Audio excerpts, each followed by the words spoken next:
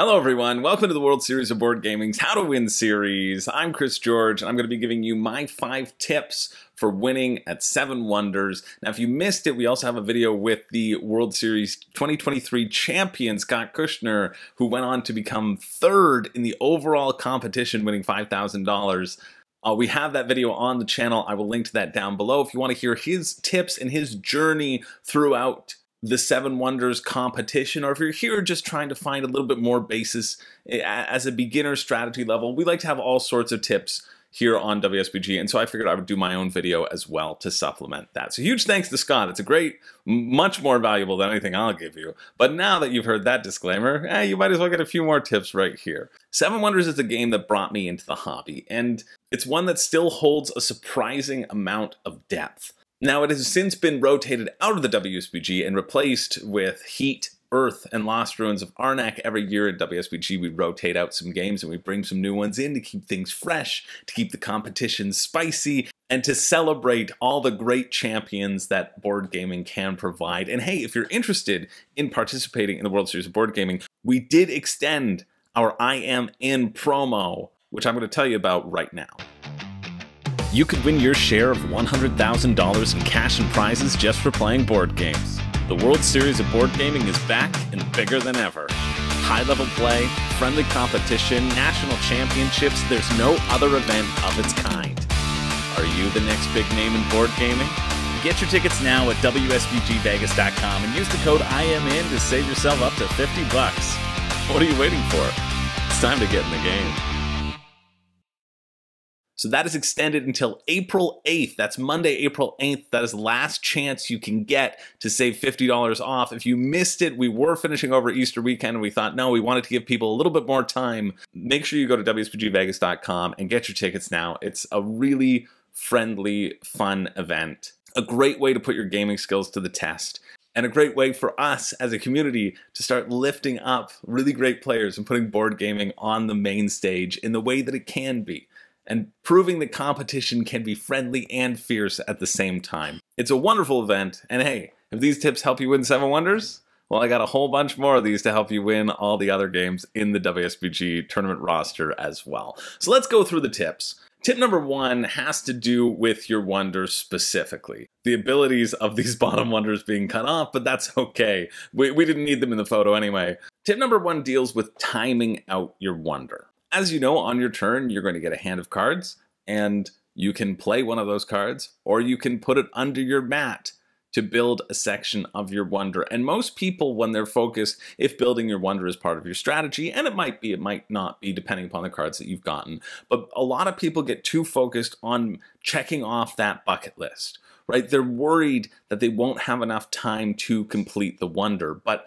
oftentimes you will get a hand of cards where you can't play anything, where the thing that you have doesn't really benefit you that much, and you still need to take an active move. These are the moments where you need to wait for timing out building that Wonder. Especially for Halicarnassus, when you get the ability of drawing and getting a free card from the discard pile, you want to make sure that that discard pile is full, that you have a lot of options, right? And so really timing out when to take that Wonder action, when to build that up, is supremely important. Often it will be best served to be built at the very end of the round. You've had a number of different drafts, all the good cards have been taken at that point, and you're going to be left with 2 cards that aren't that great, or even 3 cards and then 2 cards that don't really benefit you. And there's nothing worse than being at the end of that 3rd round, you needing a card and not having 2 good options, and looking down at your Wonder and knowing that you put something that was a better card in that Wonder. It's better to wait until that you're dealing with the dregs of the draft and activate your Wonder in those moments, rather than waste something or waste a turn playing something that's not so good. And that kind of also builds into our tip number 2, which has to do with hate drafting. Scott talked about this a lot in terms of monitoring the players and watching what happens around the table as well. But especially because so much of the game deals with interacting with your neighbors in 7 Wonders, using your Wonder to hate draft is a supreme example of how to get ahead. If you have a card that would be fantastic for your opponent, and it's fantastic for you, you should prioritize taking that card. If you have a card that would be fantastic for your opponent and isn't a priority for you, that's another time where you can slip those cards under your Wonder. You can do this to help manipulate your military strategy. You can do this to help manipulate the science, get rid of those science symbols. We'll talk about the military and science in our next 2 tips. But hate drafting is a core component to this game because you are in direct competition with your neighbors. And even that will apply to the resources. You can take a look at what your opponent might need. You can look at the resources they don't have. You can look at the final stage of their wonder. If you don't know what resources to take the things that are going towards your opponent who might need them, because then later on down in the game, you might get paid by your opponent, and that's just money in the bank for you and points in the bank for every 3. Now let's talk about military in our tip number 3. Military, the power of military should never be undervalued. The player count can also have drastic implications for this, but even just talking about a 3-player game, which I think is one of my favorite ways to play Seven Wonders, in that 3 to 4 range. 3 really is my favorite because I'm always interacting with my opponents. There's nothing worse than in a larger game, at least nothing worse if I'm on the receiving end of this, to see across the table somebody have 1 military card and be raking in the points compared to their neighbors, because there's a huge military fight going on across the other half of the table. And so identifying when people are going to really battle it out for the military and when not is a huge boon, because when you think about it, military is basically worth a 24-point swing or a 21-point swing, let's say. If you win a military battle against your opponent and they lose to you, you have earned 18 points, presuming you win on both sides, and they have each gotten -3 compared to you. That's a lot of points. If you only win on one side, it's 9 points and then maybe -3. And the idea that you've invested so much time in and resources in that military and have gotten so few points can often make or break your games. And so identifying the military strength early, using your wonder to even get rid of military cards that you're not prepared to play. It's also another way to shake up the military playing field. It's important to know that there is 1 military card for every player in the game, and that's by design, because everybody can draft a military card and neutralize each other completely and be on the backs of everything else. But oftentimes, the way the draft works out, it's not going to happen that way. And so focusing on military might and not underestimating that value is hugely important, especially because it's a lot harder to block a military strategy than it is, let's say, a science strategy. And that's our tip number 4, is talking about science strategies. In the early games of Seven Wonders, I'm sure if you've played a few games of Seven Wonders and not a bajillion on Board Game Arena, you might feel like science is overpowered. And science can net you a lot of points if nobody takes them away. However, in a competitive game, I think everybody has been burned by the science symbols once upon a time, and everyone can sort of recognize the strength of the science symbols, and so there's going to be a little bit more competition for them. The ideal way, the most points you can get per card for science symbols are 5 points each. You get 1 of the symbols, and you get all 5 of them. That gets you 5 points a card. I got so excited I was talking about military, I neglected to change my visual aids here. However, another strategy to aim for, like this setup shows, gives you the same amount of points for only 1 card more, is this breakdown. Again, investing heavily into 1 specific symbol and then picking up 1 of each of the others on the side. It should be fairly easy to grab the gear and the compass. Nobody can block all of them. And then just going full specialty into 1 item. That's my favorite way to use the science, because it gives you a little bit of flexibility. It gives you a little bit of a pivot point as well. If you find that all the science symbols are being gobbled up, you can get yourself a set. It gives you 10 points for 3 of them.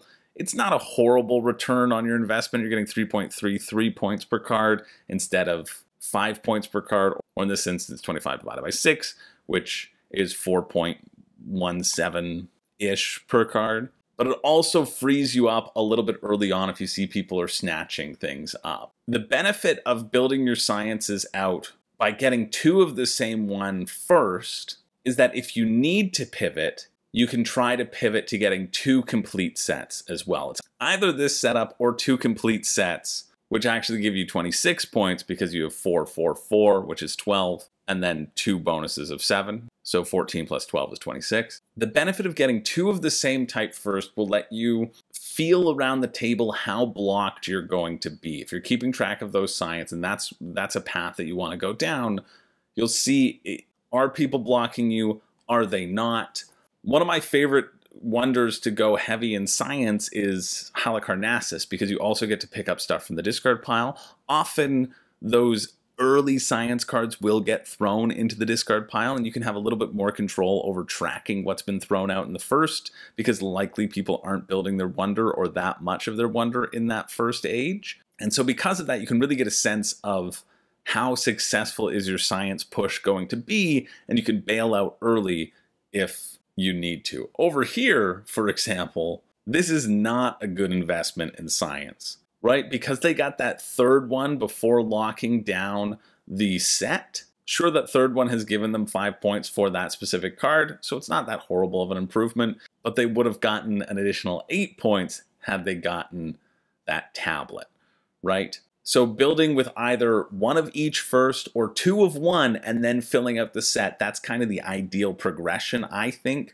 of when you're trying to go for sciences. So that's our tip number 2, talking about sciences. And our tip number 1 has to do with what I've been talking about this whole time, is the points per card evaluation. It's hard in Seven Wonders to attribute a real sort of points per card, because in the first 2 ages you're going to be getting a lot of resources, right? And how do you evaluate how much are your resources worth? That's a hard evaluation to make. A good rule of thumb is tracking how much you used that resource, and if it was actually an effective purchase early on, or how much you've doubled up on resources, and knowing that the amount of cards that require 3 ore are pretty small. They obviously just picked up their ore to try to lock in Babylon down here. I think it's better in terms of resources to focus on this palace at the end, which requires 1 of every resource, and to also know that there are no cards out there that require 4 of the same resource.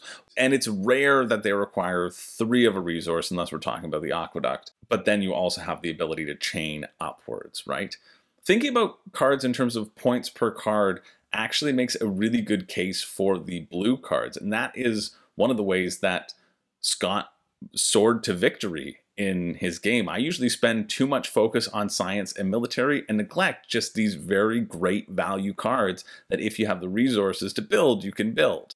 Prioritizing cards that chain up into other cards also limits the amount of resources that you're going to have to pick, and then also recognizing that certain strategies and certain cards need certain resources. So for example, any of the military cards, they never need any of the gray symbols, right? And just going through and breaking down those cards, if you want to get better at Seven Wonders, just take out your deck of cards and look through the resource cost and look to see what's most popular and look to see how often your resources are getting used and how much you do need to invest in them versus purchasing from somebody else. But really breaking things down in terms of that point per card value and keeping that as a timer moving forward, I find is a helpful marking tool to help me keep progressing. Am I keeping pace with the large blue cards that come out, right? There's going to be 3s in the first age, and then there's going to be 4s and 5s in the second, and then there's going to be 6, 7, and 8 in the third. And the fact that you can get an 8-point card,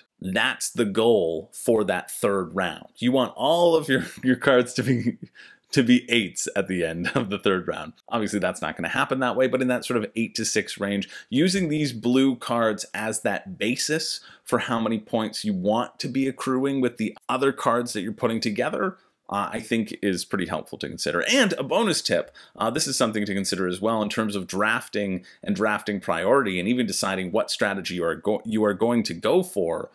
When you look at your initial hand, the first 2 hands that you've seen, you should be able to decide if a certain strategy is viable or not. And that's talking about the frequency of these cards appearing in your hand. We saw an awesome thing at the finals of the World Series where one of the hands had 3 military cards in them. And in a 3-player game, you know that 1 military card is coming back to you. And that one hugely benefited those who were investing in military because they knew that the military was spread out. It gave them a comfortable lead. They didn't need to push the tempo of the military because they knew that a military card was going to come back to them. And so they were able to prioritize drafting things away from their opponents, waited for that military to come back to them, waited for somebody to pull the trigger on those military cards. And so knowing when to pull the trigger and and the timing of these things, especially if you're going for a huge science play and your starting hand has 5 science cards, well, you're only going to get to play 2 of them. That's just how that works. And so instantly knowing, okay, science is not valuable this game, right? I'm only going to have access to 2, not the 3 or 4 that I might need. I just find that's an interesting way to think about it and to keep us all on task. And maybe that's helpful to you if you're interested in Seven Wonders. And if you're interested in taking your board gaming skills to the next level, competing against the best of the best, learning from the best of the best, and maybe proving that you are the best of the best and getting that fame and glory, well, go check out WSBGVegas.com. You don't have to take my word for it. On our website, we got a whole bunch of people talking about the event. Honestly, if it wasn't a good event, I wouldn't keep working for them. But I feel very passionate in creating an environment where gamers can really test themselves, really fight hard battles, and then also have a lovely area where they can unwind, play in open gaming, have fun events in Vegas, play in other smaller competitions, play in whatever games you want. We have a Wargaming Invitational that's happening on the day before WSBG begins and bleeding into the beginning of the tournament. We're really trying to make this the best board gaming event out there. Something that is unique and different from all the other ones and foster that environment of fierce but really friendly competitors. I talk about it a lot. I won't bore you now, but seriously, come check out WSBG Vegas. It's a great place to be. It's a great place to test your skills. So hopefully these skills are helpful. Drop your own tips down below. Let's get us all up on the Seven Wonders upper echelon so that when it comes back into rotation, well, we're all ready to take it on together. Thanks everybody for watching. My name is Chris George, and on behalf of everybody here at WSBG, what are you waiting for? It's time to get in the game.